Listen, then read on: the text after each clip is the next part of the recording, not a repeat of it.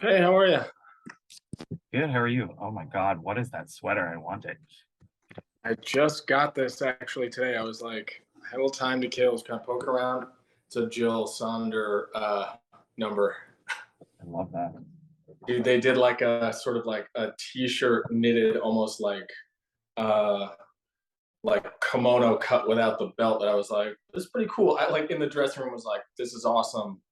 Where are you gonna wear this, Jake? Like what are you gonna Everywhere, everywhere. Oh man. Um, I'm a big fan of yours. You pop up in everything, and I feel like you really do a good job, especially with the White Lotus of really messing thank with you. your expectations. I was not ready to hate you that much because it's like, oh, Jake Lacy's in it, and it was like, oh, he's an asshole. I loved we're back. And Sorry. Mike was like, no, no, no. And Mike was like, um, he was like, he wants to be a good guy. Like he's trying so hard to be a good guy. The things he ends up doing are egregious, but Mm-hmm. he thinks he just wants to like be on vacation. Then in his mind, he's like, I love it if we just had the right room and we could go deep sea fishing and that would be it. But I think in reality, Yeah. he like thrives off of the challenge and kind of like locking horns with someone with the Yeah. knowledge of I'll crush you. You know, like it's not really a fair fight. There are a couple of things, a couple of instances throughout the series where I can see the flash of goodness across your face. I really can. Because it's just like there are a couple of moments like there's a moment that I wanted to ask you about. The part where I think it's in the first episode where she comes in and she sits down and she's like, I'm happy. She's very like straightforward with you. And then you say, we will always feel like this. We will always be young. We will always be in love. There will always be days and days that feel like this. And I actually thought that that was a genuinely sweet thing between two people. Like, you just got married. You have that sort of like, I don't know if it sounds cheesy, but like hopeful optimism of how love conquers everything, stuff like that. I don't know. It's not really a question, but Well, I think, I mean, I can speak to it a little. Like, there's yeah. really two things that I guess they both really have to do with Alex in a way. The first is that, like, I felt like I wasn't very settled into that scene, like in the first take that we did, that I was sort of like, is he saying this to comfort her? Does he Hmm. believe it? You know, any of these things. And then in the second take, like Alex did this whole other like wonderful thing and came in and just kind of like was on the bed for a moment. Hmm. And like in this great way that you always hope, I think, as an actor will happen, and it happens like once a production, you know, like for a moment, everything like drifts away and it Hmm. really is like the two of you together. Hmm. And like that just being like present with her and that sort of like settled this whole thing that ultimately is what you're talking about, that is two people who are like, we're married, like we did it, I love you. And the other piece of that is that, like, you know, like Rachel stays with Shane, she's with him in the first place, you Hmm. know. And so some amount, to me, some amount of responsibility was there on my end to be like, there has to be moments where Shane is someone you would want to be with, someone who Right. is like loving or fun or, you know, conspiratorial, like Hmm. that he can't just be gross to people and sort of want his way, and you know what I mean, because it discredits her character so quickly if you Right. go like, why would you ever, who would ever be with this person? And so then you see Yeah. a little more for her struggle and going like, oh, I get it. There's times where he's horrible and you think, I can't spend another minute with this person. And there's others where he's blind to his own entitlement, but he thinks he's coming from a good spot. You know, it's like Hmm. trying to balance those out in a way so that their relationship seems plausible and not just like she likes the money and he's a dick. You're like, well, You can't go that's anywhere with that. No, you can't. yeah, yeah. After 20 minutes, you go like, got it. You're like, Got all right, I don't want them to cut back to these people ever again. it. It's Yeah, dude, yes. Honestly, you're like, why more? You know? yeah, that's too facile of a that's not deep. That's not and like you say, I agree, like discredits her character because if she was just like, ooh, I have this ambition and she latched onto this guy who has sort of connections, money and like appreciation for like what she looks like because he does bring it up a lot. Nobody wants to spend time with that. So there are like I can see the like the glimmers of hope between those two characters. Like as an audience member, like you want them to succeed, especially because they're at like the start of this journey together. So okay. Um I did want to ask in a sense, do you think Shane wanted a trophy wife? Because the term trophy wife sort of the way that Molly explains it in sort of like a The greatest. it's like the way she, I have to say the moments where you and Molly are at like the dinner table and you're just saying money, money, money, money, that is like so hilarious yet so disturbing to me and at the same time. It's like this absurd, hilarious thing. But I the way that she tosses off the phrase like a trophy is shiny and it you know it's there and you put it on a high shelf or something like that. I wondered what sort of Shane's perspective of that was, and is that something he actually wanted? Like I think there's a gulf between what Shane thinks he wants and what Shane wants. Like Shane thinks he's like the modern male, Mhm. thinks he is like, I'm woke, bro. Yeah. But when you press him on going like, well, what are you going to change? He's like, no, no, no, no, no, no, no, no, no, no. Like, I get it, is what I'm saying. You go like, Mhm. that's not the same as being a part of a solution. Like, it's like that discrepancy. So I think in his mind, he's like, yeah, she's a writer. She's got her own life. Like, this is great. The reality of that being like, it's great as long as it fits in the parameters of what I need it to be.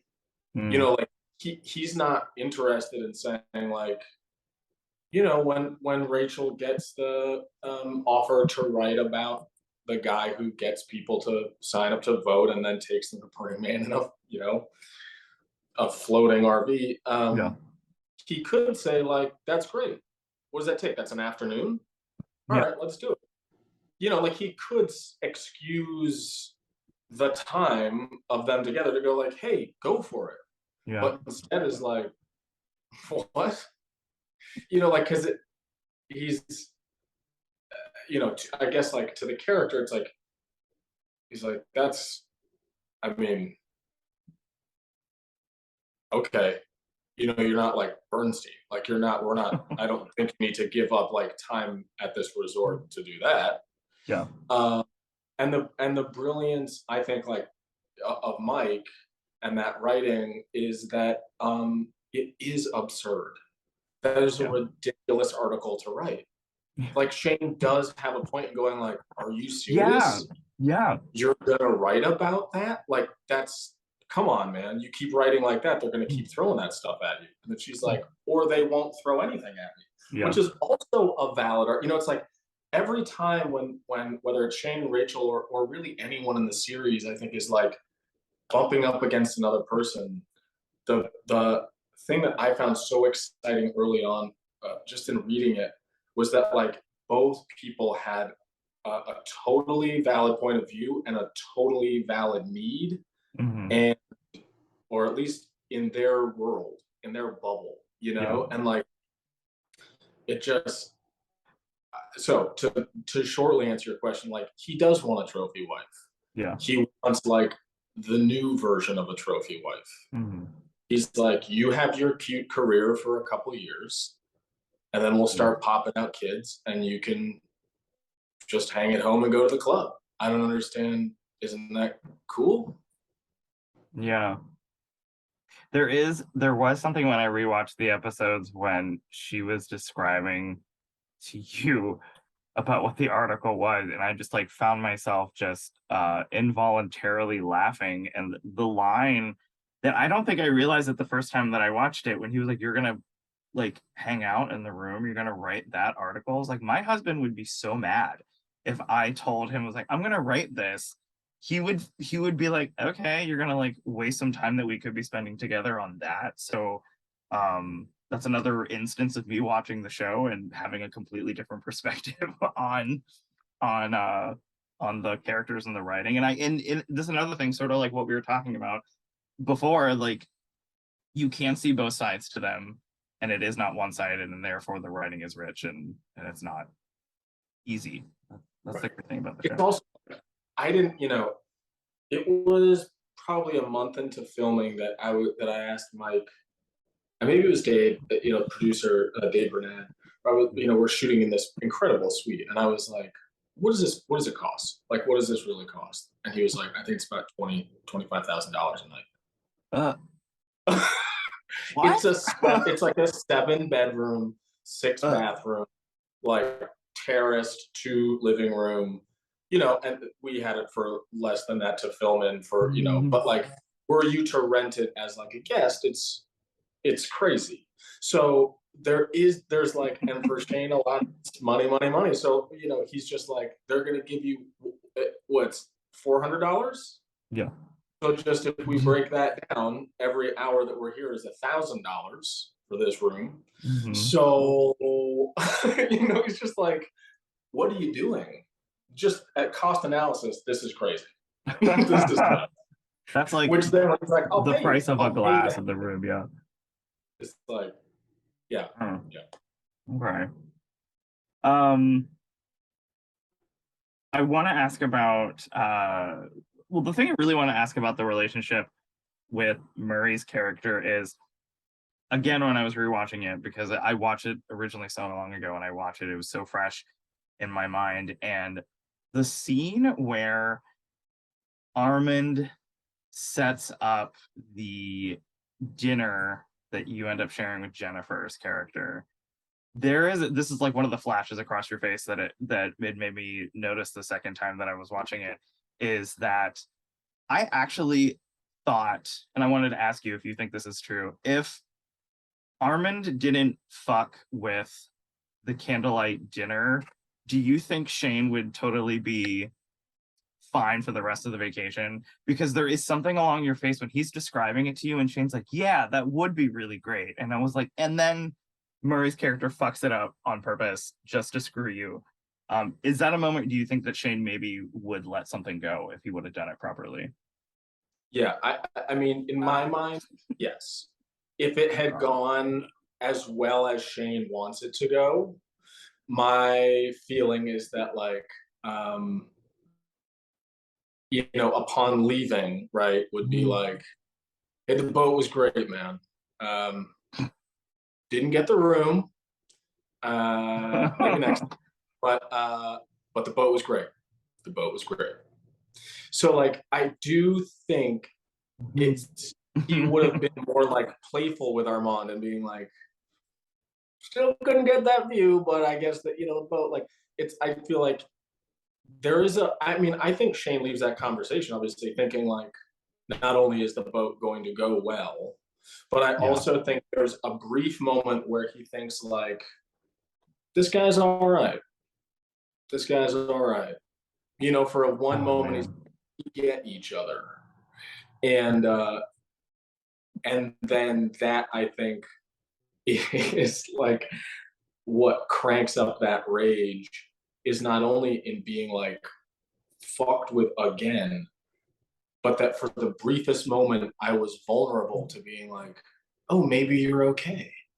And that was then like weaponized against me. So that then when Rachel and I were walking in the back of that shot by the bar, it's like, he's just lost it. But it's like, that's it. Like, I can't stomach this. Uh, you know, No. this There aggression will stand. You know. there are some scenes that um like the scene between the two of you, I call it the rim job heard around the world, where I think it's the next day, um when he's being very placating, very accommodating to you, and it's sort of like the way that you're sort of grimacing at him. You're like, all right, yeah, that made me laugh out loud. The scene, I think you're wearing a red hat when you meet him in the hallway. You're like, I don't want any cheap fucking champagne, I don't want this, I don't want a massage. That made me laugh out loud. I did want to ask, like, how maybe you, Mike, and Murray did sort of um calibrate that I don't want to say anger, but I guess Yeah. feud, just because I think that is actually very essential to the show working and its perfection in my mind. I think, well, first, thank you. Sure. Yeah, I really appreciate that. It was, I like just adore Mike and think he's brilliant, and really the same for Murray. Like, Mm, just uh, he's the best. yeah. Like, generous, prepared, kind, talented, Mhm. handsome. Oh, well, leave some for the rest of us, man. Like, it's really wonderful to work with both of them, and a lot of that calibration I think came in. Really, I think both Murray and myself, he can speak to that, but like really trusting Mike as a Yeah. director, and being like, whatever you want, like whatever, dial up, dial back, left, right, like whatever it is, I'll do it. Which is not a feeling I always have, or at Mm. least in totality, or there's times where I'm like 98% of the time I'm all in. And sometimes I think, does this make sense? And with Mike, 100% was like, I'll go as big and insane as you want. I'll go as small as you'd like. You know what I mean? And knowing like in the edit, I trust that you will do what is right.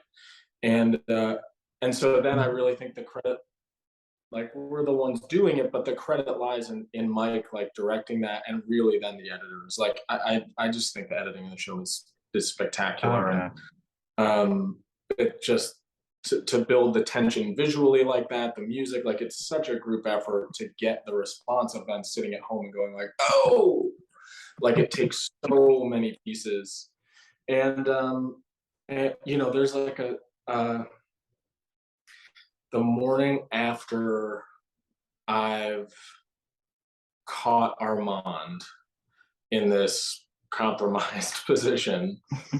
And then Rachel and my mom, Kitty, and I are all at breakfast, and he comes by, and I say, "Oh, this business card, the numbers, doesn't really not working."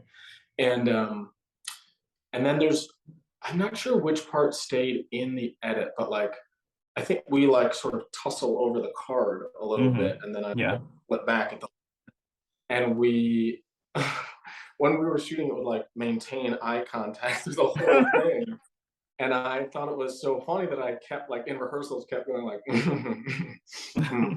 and having to like you know like pull it together, and Mike was like, what are you doing? And I was like, I just think it's really funny. And he was like, oh, let's do it. And so we shot a handful of times, me going like and then like Murray going like, sort of, and then Molly not knowing what's happening, looking around, going, and just like like pushing on all these people and then like it's sort of dying. And so that to me, it didn't end up in the show, but that like creative kind of bubble was like the special thing that I felt we got to be a part of, and that Mike was kind of responsible for being like, this is the circus, like let's go for it, or seeing that little moment and saying like, let's do something with that, instead of going like, hey man, can you stop laughing, we're Mm, trying to shoot. Like, yeah. oh, sorry. Like he only encouraged that. So that's a coffee fueled rambling answer, but I think Yeah. it's really like kind of the sum is greater than the parts in terms of like how we arrived at that kind of tension and Yeah. release of the relationship. You can tell. I mean, I've always loved Mike White, every single thing, like Enlightened, Chuck and Buck, every single thing. And I think that there is something that you sort of alluding to with like that that glorious tension ever, even if it's just like somebody wanting to like leave a conversation. It's so it's so beautifully uh layered and sort of like silly and dumb at the same time. That's what you can tell as an audience member how great he is with actors, and he wants to use every single little thing to make everything better. Um, and I do have to say, going off of what you said, the music, obsessed with the music. I actually listen to it all the time, all the time. It's Um, incredible. it's incredible, and like even something down to like the costume design and all this stuff. It's wonderful. Um, I guess one last question before I let you go. That I spoke with Alex last week, and she's wonderful. I love watching her. And So good. I think the scene between the two of you in the airport, um, that really broke my heart this last time that I watched it, because, and I said this to her, like, you don't actually a lot of times see characters who make this decision to change their lives in such a big way. We don't always see them go back to a situation that they feel trapped in. And I think that was actually really bold of Mike to put that in there. Um, and I was wondering if you could tell me how maybe Shane felt even seeing her arrive at the airport, just because um, that scene sort of going against the first scene where like the woman asks you, was your honeymoon everything that you hoped for, and you basically tell her to go fuck herself. um, I don't know, I think that is another moment that is way more complex than maybe on the surface that we think it is, and I was curious maybe how Shane was feeling in that moment. Well, I think um, like I think Shane's a little boy, Mm-hmm. and which is partially why he like lights up so much when his mom is there. It's that like the safety net is there, like the person who's gonna make it okay is there. The person who like, you know, when Molly Kitty is first there and she's like, yep, have you been swimming? You have to be careful with your ears. Yeah. And like me like looking to Rachel and being like, that's what I said. Like Mm-hmm. just like mommy knows best kind of thing. And he's like trapped in that and has pivoted some of that into this thing with Rachel and being like, let me be a little boy, like take care Mm-hmm. of me. Let me have a tantrum, Yeah. like let me be 9. I don't understand. Mm-hmm. And he also has like the rage of a full grown man. So there's like a duality of being like, oh, I feel sympathy for him as like a person who's stunted and stuck. I don't, he's still responsible for what he does. And so when Rachel comes back, I felt like Shane was very just scared. You just are scared that she's like, I'm going, Shane.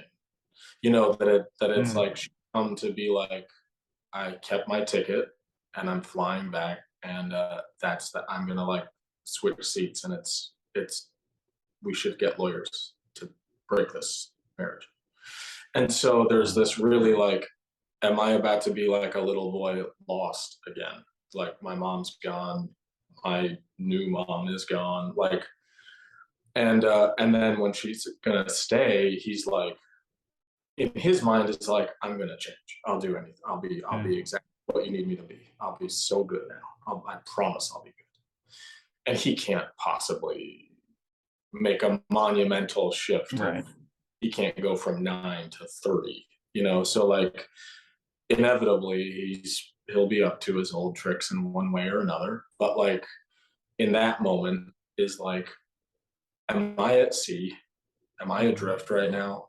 Like, am I lost in the grocery store without my mom? And then she like comes and finds him in the toilet paper aisle. Like that to me is the. And you're also watching Rachel make like a terrible choice to go Right. back. Yeah. He's getting what he needs, and she's kind of getting what she needs, and neither one is getting what they need. And like Mm-hmm. um, that was my feeling. That was my Yeah. feeling. Even just thinking of the feeling of what the I don't know, a 9-year-old boy who has been spoiled his entire life, but with the rage of a 30-year-old. That's so dangerous. That is so, uh, Yeah, yeah, and dangerous to me. there's a lot of them out there. You know what I mean? Mhm. There's a lot of them out there. I know many a Shane. I totally do. I actually wrote down the way I described it was wait till my mommy hears about this energy. That's what you give to the whole thing. That's pretty much, yeah. Yeah, Um, okay. and like wants to be his dad. Like in my mind, his dad is like Paul Bunyan. You know what I mean? He just is like shoes he could never fill and is so desperately like, I'm a man too. Yeah. Like I'm also like a big man. But also his mom, can you take care of this thing for me? You know, like Hey do we mom, have did you get a charge back from the White Lotus? Did you get it yet? Just 100%? Yeah. okay. Yeah. There's something about the way that it doesn't even phase him when Kitty shows up. Like, I think it's so funny to see the way that Rachel's face is like, what the fuck? And then he's just like, hey mom, on my like that right there tells you so much. He's just stoked. He's just like, Yeah. oh, my mom's here. Yes. Yeah. Oh, great. It's the best thing that could happen to him.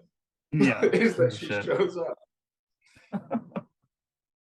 All right, Jake, thank you so much for your time. I love everything you're in. Obvious Child, Carol, even like Fossey Bird, and you pop up. It's like Jake Lacy's here. So thank you for Thank you. letting us hate you for 8 episodes. And it's just very great, complex, beautifully funny, absurd, silly work. So thank you. Thank you. I really for all of that. Thank you very much. Yeah, and for good. this. This was lovely. Thanks. Yeah, you too. All right, man. Have a good day. Stay safe. All that jazz. All right. I'll talk to you. Bye.